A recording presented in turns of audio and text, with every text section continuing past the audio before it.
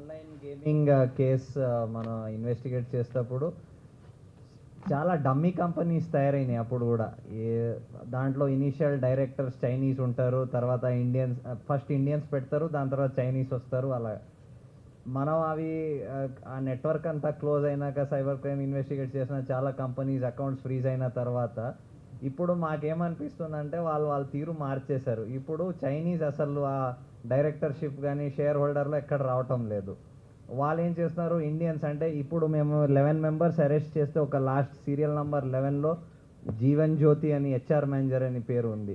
ఆమె మీరు చూస్తే డైరెక్టర్ కూడా ఉంది ఈ లియోఫాంగ్ అండ్ హార్ట్ఫుల్ టెక్నాలజీస్లో.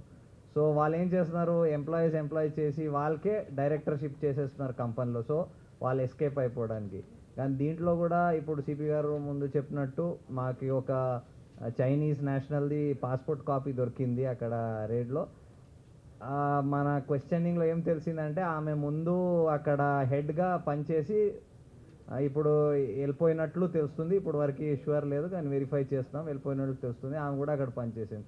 ప్లస్ వీళ్ళకి మెయిన్ డైరెక్షన్స్ వాట్సాప్లో కంట్రీ బయట నుంచి వస్తున్నాయి. అది ఇండోనేషియా నుంచి వస్తున్నాయి వీళ్ళు చెప్తున్నారు. బట్ దాని వెనకాలలో చైనీస్ నేషనల్స్ ఉంటారని మేము ఆలోచిస్తున్నాం. అది కాకుండా ఇంకొక చైనీస్ నేషనల్ కూడా ఈ కంట్రీలో వీళ్ళకి కొన్ని రోజులు హెడ్గా ఈ ఆపరేషన్స్ మేనేజ్ చేయడానికి అపాయింట్ చేయడానికి కూడా వాడు కూడా కీలకమైన పాత్ర నిర్వహించాడు.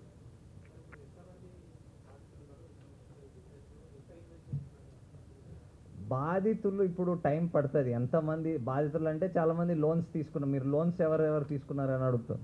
సో ఎంతమంది తీసుకున్నారు, ఇంకా ఆ డేటా, ఆ financial transaction, back linking back and reverse process చూసుకోవడం ఇంకా కొంచెం టైం పడుతుంది. బికాజ్ వీళ్ళు చాలా లేయర్స్ పెట్టారు. అంటే ఫర్ ఎగ్జాంపుల్ మీకు ఒక చిన్న ఉదాహరణ ఇస్తా. ఇప్పుడు ఎంప్లాయీస్ శాలరీకి వాళ్ళు ఏం చేశారు, జనరల్ ఒక కంపెనీ ఎంప్లాయీ పెట్టుకుంటే ఎలా చేస్తుంది, వాళ్ళ అకౌంట్ నుంచి ప్రతి నెల శాలరీ వచ్చేస్తుంది. ఇప్పుడు వీళ్ళకి అలా పెట్టలేదు. ఒక అవుట్సోర్సింగ్ ఏజెన్సీని ఫస్ట్ ఎంప్లాయ్ చేశారు వీళ్ళకి శాలరీ ఇవ్వడానికి. ఆ అవుట్సోర్సింగ్ ఏజెన్సీకు మళ్ళీ through some UPI transactions through డబ్బులు కానీ ఫిజికలీ క్యాష్ ఇవ్వడం అలా జరుగుతుంది. సో లేయర్స్ పెట్టారు between themselves and the employees ఆ డిస్టెన్స్ పెట్టుకోవడానికి. సో అలా చేసి నడిపిస్తున్నారు. అండ్ ఇట్ ఈ స్ప్రెడ్ ఓవర్ మల్టిపుల్ అకౌంట్స్. ఇది టిపికల్ గేమింగ్ యాప్లో మనం చూసాం, మల్టిపుల్ అకౌంట్స్ పెట్టారు. అంటే అక్కడ కూడా కొన్ని కంపెనీస్ రిజిస్టర్ అయినాయి యాజ్ ఫైనాన్షియల్ కంపెనీస్, అలా రిజిస్టర్ అయినాయి. దానికి క్యాష్లో వెళ్ళడం, ఒకరి నుంచి ఇంకోటికి వెళ్ళడం, it's very typical of financial fraud. So ఇక్కడ కూడా అదే మెథడ్స్ వాడటం మాకు అనిపిస్తుంది అలాగే దొరుకుతుందని.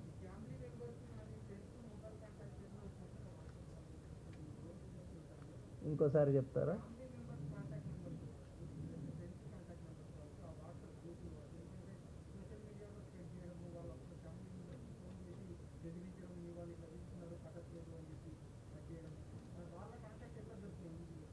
అండ్ మీరు యాప్ డౌన్లోడ్ చేస్తారు కదా, మీరు ఏ యాప్ అయినా డౌన్లోడ్ చేస్తారు కదా, ఇది మర్చిపోండి. ఏ యాప్ అయినా డౌన్లోడ్ చేస్తే ఫస్ట్ పర్మిషన్స్ అడుగుతాయి కదా. చూసారా, ఎప్పుడైనా నోటీస్ చేశారా? పర్మిషన్స్ అడుగుతాయి. సో వీళ్ళు కూడా పర్మిషన్స్ ఈ చాలా వరకు యాప్స్లో కాంటాక్ట్స్, ఫొటోస్, లొకేషన్ ఇలా మనం చూడకుండా నన్ను ఓకే అనేస్తాం. అవి ఓకే అయిపోతుంది. మీరు కాంటాక్ట్స్కి పర్మిషన్ ఇచ్చారంటే ఏంటి, ఆ యాప్ మీ కాంటాక్ట్స్ అంతా యాక్సెస్ చేసుకుంటాం, ఆటోమేటిక్ లాగేస్తుంది. ఇంకా వచ్చేసింది కదా, ఇంకా family members, social media accounts అన్నీ అక్కడ నుంచి వచ్చేస్తాయి.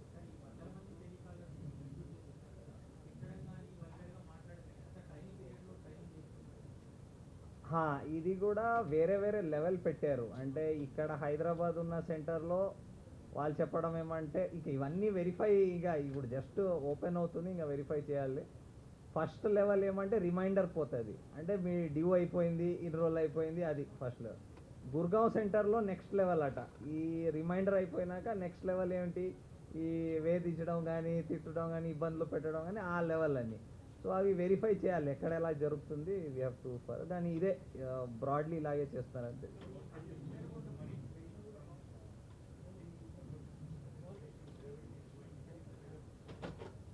As of now, the money trail is we have just sharing offhand some data.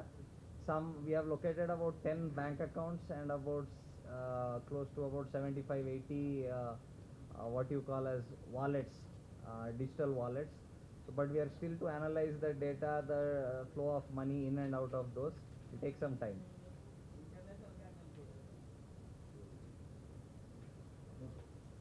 అంటే గ్యాంగ్ అంటే it's operation, international operation obviously, because బయట నుంచి వ్యక్తులు ఉన్నారు, అక్రాస్ కంట్రీస్ ఆపరేట్ అవుతున్నాయి. సో న్యాచురలీ అండ్ ఆ కలర్ ప్రిడిక్షన్ గేమ్స్ ఎలాగా we found money going out of the country కూడా, ఇక్కడ కూడా I think eventually we might find something like that. ఇంకా అవన్నీ ఇంకా ఇన్వెస్టిగేట్ చేయాలి. ఇప్పుడు వరకు ఎవరెవరు దానికి చేశారు, ఎవరు ఫండింగ్ చేస్తున్నారు, ఎక్కడి నుంచి డబ్బులు వస్తున్నాయి అవి. ఫర్ ఎగ్జాంపుల్ అప్పుడు మీకు గుర్తుంటుంది ఆ పేర్లు కొన్ని, ఆ లింక్యూన్ డాకీపే అకౌంట్స్ ఉండేది. సో అక్కడ నుంచి బెట్టింగ్ చేసిన వాళ్ళకు డబ్బులు వెళ్ళినాయి. అది కాకుండా చాలా డబ్బులు చాలా వేరే వేరే కంపెనీలకి, ఇండివిజువల్స్కి వెళ్ళినాయి. సో అక్కడ నుంచి ఏమో ఇక్కడికి వచ్చిందా, ఇలాంటి ఒక నెట్వర్క్ లాగా ఉందా, అవి ఇంకా అనలైజ్ చేస్తే తెలుస్తుంది.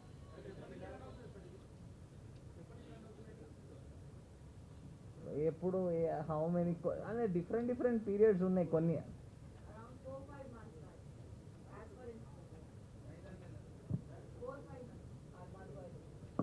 ఒక ఈ కాల్ సెంటర్స్లో ఒక 30 యాప్లకి కనెక్షన్స్ ఉన్నాయి. మనం ఈ రేట్ చేసిన కాల్ సెంటర్స్ 30 యాప్ల కోసం పనిచేస్తున్నాయి.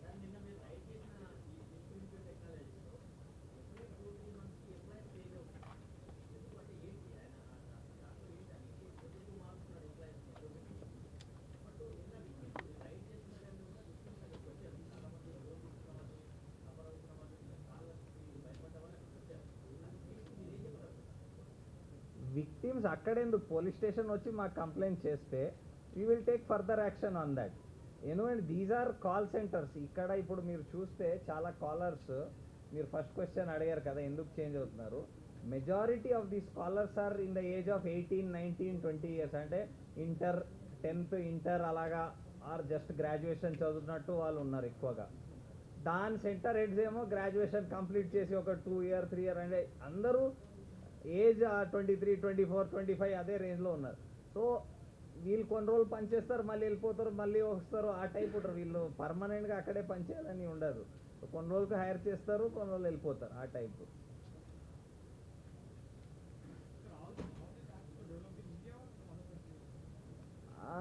Development we are yet not sure where these apps were developed, but these apps have a lot of resemblance.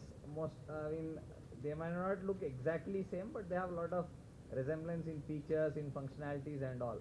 So it could be a set of companies or individuals who would have developed it.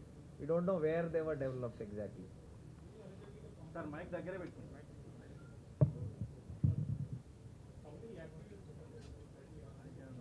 Sorry? That'll take some time. We'll have to go into some more details. We have seen some 2 servers. We will see whether some data is there in that or not. We'll have to see.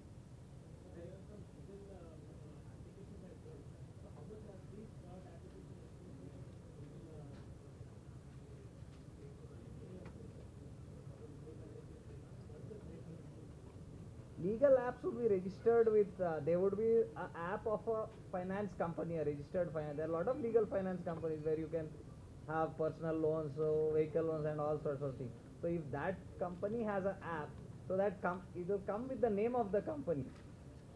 A particular bank also would have an app, but that would have it would say very clearly what is the name of the company, what are the details and all. So that kind of thing would be there. So it's very easy to distinguish from a reputed known finance company and something like this. స్పెసిఫిక్గా అంటే చాలా ఆబ్సీన్ మెసేజ్లు పంపించడం అలాగైనా evidence ఉంటే ఖచ్చితంగా మనం action తీసుకోవడం జరుగుతుంది. ఆ చట్టపరంగా అలాగే యాక్షన్ తీసుకోవడం జరుగుతుంది.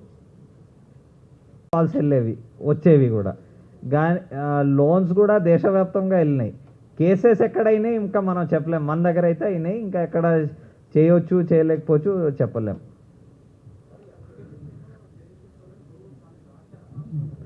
ఆల్రెడీ రాసాము ఈ యాప్స్ తీసేమని ప్లే స్టోర్ నుంచి. నో ఇది కాదు, మనం 60 యాప్స్ కోసం రాసాము.